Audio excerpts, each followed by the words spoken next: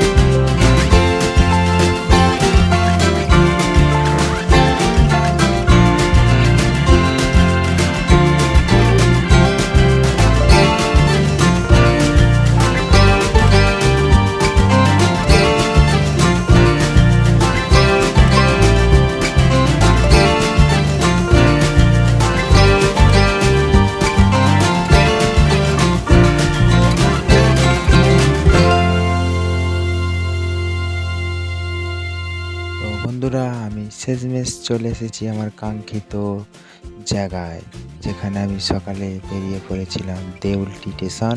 আর এখানেই তো স্যার শরৎচন্দ্র চট্টোপাধ্যায়ের বাসস্থান। সকাল সকাল ঘুরতে বেরিয়ে পড়েছিলাম। তো তোমাদেরকে দেখাচ্ছি, এটা হচ্ছে স্টেশন। স্টেশনেতেই শরৎচন্দ্র চট্টোপাধ্যায়ের স্ট্যাচু এখানেই আছে। তো এখানে আমি এখন চলে এসেছি, এখান থেকে সোজা চলে যাব বাসস্থানে ঘুরতে। তো সাথে থাকো, পাশে থাকো আর দেখতে থাকো ভিডিওটা। শেষমেশ আমি চলে এসেছি দেউলটি, এখানেই স্যার শরৎচন্দ্র চট্টোপাধ্যায়ের বাড়ি। তো শেষমেশ আমি এখন দেউলটি স্টেশনে এসে বসে আছি, এখান থেকে টোটো ধরবো, টোটো ধরে পুরো শরৎচন্দ্রের বাড়িতে যাব। তো তোমাদেরকে সেই ভিডিওটা পুরো শেয়ার করবো, দেখাবো। তো সাথে থাকো, পাশে থাকো আর দেখতে থাকো ভিডিওটা। আশা করছি তোমাদের ভিডিওটা ভালো লাগবে, যদি ভিডিওটা ভালো লাগে চ্যানেল সাবস্ক্রাইব করে দেখছি। এখনও গেট খোলেনি, গেট খুলতে এখনও অনেকটা সময় লাগবে, প্রায় 3টে থেকে 3:30 বাজবে গেট খুলতে। এটাই দুঃখের বিষয় যে আমি তো শেষমেশ সামনের গেটটি খোলেনি, আমি পিছন দিকের গেট দিয়ে ঢুকে পড়েছিলাম বাগান বাড়ির ভেতরে, মানে শরৎচন্দ্রের বাড়ির ভেতরে। সেরকম বেশি কিছু লোক হয়নি, বারটা ছিল শুক্রবার।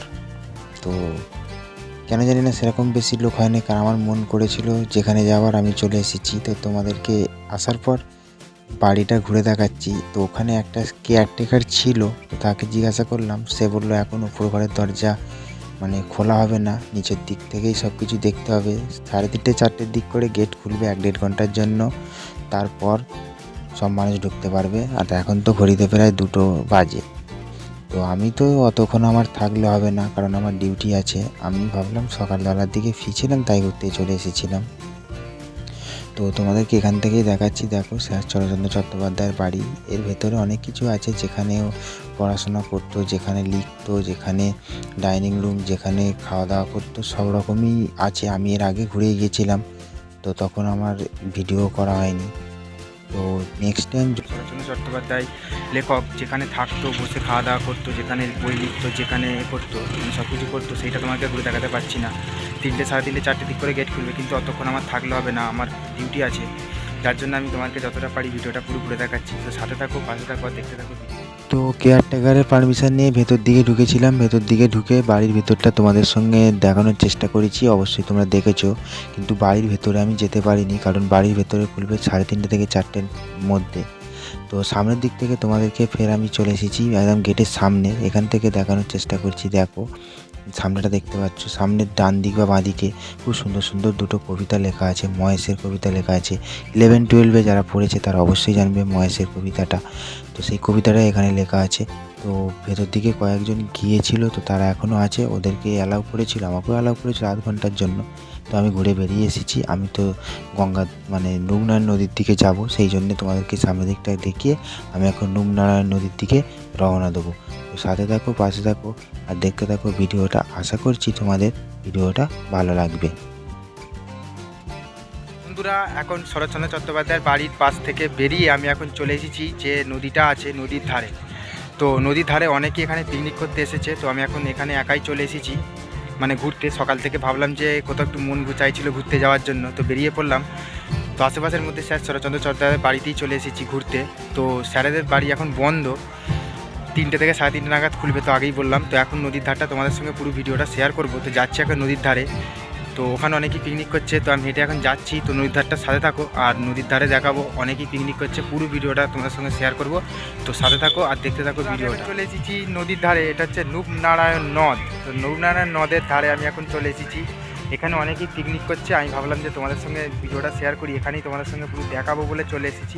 তো স্যার শরৎচন্দ্র চট্টোপাধ্যায়ের বাড়ি থেকে ঘুরে এখন সোজা নুপনারায়ণ নদের দিকে চলে এসেছি। পেছন দিকে নদটা আছে, তো তোমাদেরকে ঘুরে দেখাবো। এ দেখো এখানে অনেকেই পিকনিক করছে, ওই যে প্রচুর মোটামুটি একটা ভিড় আছে, প্রচুর ভিড় বলা চলে। তো পুরো তোমাদেরকে দেখাচ্ছি নুমনারায়ণ নদটা। নদ সেই দূরের দিকে জুম করে তোমাদেরকে দেখাচ্ছি। এখানে চড়া মানে চর পড়ে গেছে ওদিকে, এই যে পুরো নদীটা। এখন ঘড়িতে প্রায় 2:10। একটা রোদ, সকাল থেকেই মেঘলা ছিল, তো ভাবলাম যে একটু পিকনিক স্পটের দিকে যাওয়ার জন্য মন করছিল, তো বেরিয়ে পড়লাম।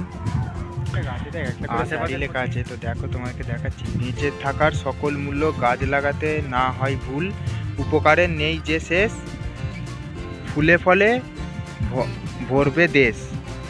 দেখতে পেলে চলো, ওখানেও একটা স্যারই লিখে রেখেছে, তো তোমাদের সঙ্গে দেখাচ্ছি। চলো, গাছের সব লিখে রেখেছে, বৃক্ষ লাগাতে। দেখতে পাচ্ছ এখানে এই যে ভুরি ভুরি বায়ু শীতল করি, ফল বৃক্ষ করব চাষ, কাটবো না আর একটি গাছ। খুব সুন্দর স্যারই দেখতে পেলে। ওখানে একটা গাছ লিখে রেখেছে, বন্যা খাল জলসাজ, গাছ কাটলে সর্বনাশ। আর সামনে লেখা আছে এখানে সব কারা পিকনিক করতে পারতে। আর একটা লিখেছে, এই যে লেখা আছে, সকল কাজে 12 মাস, বর্ষাকালে লাগাও গাছ, শরৎপাত ভুবন সঙ্গী। এই যে লেখা আছে, দেখতে পাচ্ছ। তো চলো ওদিকটা আরও যাবো। হচ্ছে ডুমনারায়ণ নদ বয়ে চলেছে, আর ডান দিকে এখানে দেখতে পাচ্ছ সব সবজি চাষ। এই সব চাষের মেলা দেখতেই তো লোক চলে আসে, যেমন আমিও চলে এসেছি ঘুরতে। শীতের রোদ গায়ে মেখে খুবই সুন্দর লাগছে, খুবই ভালো লাগছে ঘুরতে। এই দেখতে পাচ্ছ সব আমার ডান দিকে পুরো চাষ। এখানে হচ্ছে আলুর চাষ, অনেক রকম চাষ করা রয়েছে, পুরো জলাময়। এদিকে হচ্ছে নুমনারায়ণ নদ। তো সামনের দিকে যাচ্ছি আমি, আর একটু সামনের দিকে যাব, তারপরে ব্যাক করে নেবো মোটামুটি। তো দেখতে থাকো, পুরো 2:30 বেজে গেছে। তো আমি তোমাদেরকে পুরো নুমনারায়ণ নদ সাইডে চাষবাস সব কিছু ঘুরে দেখালাম, ওখানে পিকনিক হচ্ছে সেটাও ঘুরে দেখালাম। প্রায় দুপুর হয়ে গেছে, তো আমি এবার এখান থেকে বেরিয়ে যাব। মানে আমার তো বললাম আমার নাইট ডিউটি আছে, তো সকালবেলা ঘুম থেকে ওঠার পর মনে হলো যে একটু পিকনিক স্পটের দিকে ঘুরে আসি। তো স্যারের শরৎচন্দ্র চট্টোপাধ্যায়ের বাড়ির কথাই মনে পড়লো, তো চলে এলাম তোমাদেরকে ঘুরে দেখাতে, মানে নিজেও ঘুরতে বা তোমাদেরকে ঘুরে দেখাতে। তো এখন প্রায় দুপুর 2:30 বেজে গেছে বললাম। তো এখন আমি এখান থেকে বেরিয়ে যাব, মানে দুপুর হয়ে গেছে, তো এখন আমি বাড়ির দিকে বেরিয়ে যাব। আমি এখন রাস্তা দিয়ে চলে যাচ্ছি বাড়ির উদ্দেশ্যে। দেখতে পাচ্ছ এখানে সন্ধ্যাবেলার দিকে খুব সুন্দর আলো টালো জ্বলে। যারা এসেছে তারা জানে, আর যারা আসেনি তারা অবশ্যই চলে আসবে। হাওড়া দিক থেকে ট্রেনে উঠে দেউলটি স্টেশনে নেবে, 10 মিনিটের পথ। টোটো অটো অনেক কিছুই যাচ্ছে, যারা বাইক নিয়ে আসতে চায় তারা বাইক নিয়ে চলে আসতে পারে। আমি অটো করে এসেছি, এখনও গেট খোলেনি, প্রায় লোকজন আসেনি। আমি আগে জানলাম, আসতাম না, মানে এখন গেট খোলেনি। তো হপ্তার মিডিল, যার জন্য এখনও গেট খোলেনি। দেখতে পাচ্ছ যে এখনও গেট বন্ধ, এই যে তালা দেয়া। তো আমি এখন বাড়ি চলে যাচ্ছি। তো যতটা ভিডিওটা শেয়ার করেছি, যদি ভিডিওটা ভালো লাগে অবশ্যই চ্যানেলটি সাবস্ক্রাইব করে পাশে থেকে। আমি এখন রাস্তা দিয়ে হেঁটে হেঁটে যাচ্ছি, দুপুর হয়ে গেছে। ওখানে শরৎচন্দ্র চট্টোপাধ্যায়ের ওখানে অনেক টোটো ফোটো থাকে, কিন্তু এখন কোনো টোটো নেই, যার জন্য আমি এখন হেঁটে হেঁটে বাড়ির উদ্দেশ্যে চলে যাচ্ছি। শরৎ মোড় আছে ওখানে, শরৎ মোড়ের ওখান থেকে টোটো ধরবো। টোটো ধরে দেউলি স্টেশনে যাব, দেউলি স্টেশন থেকে হাওড়াগামী ট্রেন ধরবো, ধরে নলপুর স্টেশনে পড়বো, ওখান থেকে টোটো ধরে বাড়িতে চলে যাব। তো চলো বাড়ি থেকে তোমার সঙ্গে দেখা হচ্ছে, ওখানে টোটো ধরে বাড়িতে চলে যাবো, বাড়ি থেকে। তো শরৎ মোড়ে এসে দাঁড়িয়েছিলাম, প্রায় 15 মিনিট থেকে 10 থেকে 15 মিনিট দাঁড়িয়ে থাকার পর একটি টোটো এলো। তো টোটো করে উঠে পড়েছি, টোটোতে এখন উঠে চলে যাচ্ছি স্টেশনের দিকে। এখন ঘড়িতে প্রায় 3টে। তো স্টেশন থেকে ওখান থেকে ট্রেন ধরবো, ট্রেন ধরে সোজা নলপুরে চলে যাব, নলপুর থেকে সোজা বাড়ি। অনেকক্ষণ হয়ে গেছে এসেছি ঘোরাঘুরি করে। তো সোজা দেখতে পাচ্ছ আমি এখন চলে যাচ্ছি টোটো করে স্টেশনের দিকে। তো শরৎচন্দ্রের বাড়িটা তোমাদেরকে আমি ঘুরে দেখালাম, যতটা পেরেছি তোমাদেরকে ঘুরে দেখিয়েছি। তো যদি ভালো লাগে অবশ্যই কমেন্ট করে জানিও আমাকে কেমন লাগলো ভিডিওটা। আমি এখন চলে এসেছি দেউলটি স্টেশনে। দেউলটি স্টেশনে আসার পর খানিকক্ষণ দাঁড়িয়েছিলাম, খানিকক্ষণ দাঁড়িয়ে থাকার পর 3 নম্বর প্ল্যাটফর্মে চলে এসেছিল হাওড়াগামী ট্রেন। তো এই ট্রেনটা ধরবো, ট্রেনটা ধরে চলে যাব সোজা নলপুরে। দেখতে পাচ্ছ ট্রেনটা এখনও থামেনি, দাঁড়িয়ে অপেক্ষা করছি ট্রেনটা থামার জন্য। ট্রেনটার জন্য অপেক্ষা করছিলাম প্রায় অনেকক্ষণ ধরে। দেখতে পাচ্ছ প্রায় বিকেলের পর্যন্ত রোদ চলে এসেছে। তো এখন তাড়াতাড়ি না বেরিয়ে গেলে আবার সন্ধে হয়ে যাবে, ওই জন্য ট্রেনের মধ্যে উঠে পড়লাম। ট্রেনের মধ্যে উঠে পড়েছি, এখন নলপুর স্টেশনে গিয়ে নামবো। নলপুর স্টেশনে নেমে পড়েছি, নলপুর স্টেশন থেকে নেমে হেঁটে হেঁটে যাচ্ছি, ওখানে আমার সাইকেল জমা আছে। তো আমার বাইক, ছোটো বাইক সাইকেল নিয়ে যেতে পারি। স্টেশনে দেখলে যে আমি ট্রেনে উঠলাম, ট্রেনে ওঠার পর আমি সোজা চলে এলাম নলপুর। তো নলপুর স্টেশনে আসার পর এখান থেকে আমার বাইক মানে ছোটো সাইকেল নিয়ে এখানে জমা দিয়ে গেছিলাম। তো ছোটো সাইকেল হাতে নিয়ে চলে যাচ্ছি বাড়ির উদ্দেশ্যে। এখন বাজে ঘড়িতে 3:40, বেরিয়েছিলাম 12:30 দিক করে, এখন 3:40 হয়ে গেছে। চলো আর্য আর শ্রাবন্তী স্কুলে গেছে, আর্যকে স্কুলে নিয়ে গেছে শ্রাবন্তী। তো ওরাও বাড়িতে এসছে কি জানি না। তো আমি তো বাড়ির উদ্দেশ্যে যাচ্ছি, দেখি ওরা বাড়িতে এসছে কি না। তো এখানেই আমার ভিডিওটা মানে শেষ করছি। যদি ভিডিওটা ভালো লাগে অবশ্যই চ্যানেলটি সাবস্ক্রাইব করে পাশে থেকো। আর আমরা চাই তোমাদের সাপোর্ট এবং ভালোবাসা। যদি ভালো লাগে তো এখানেই ভিডিওটা শেষ করছি।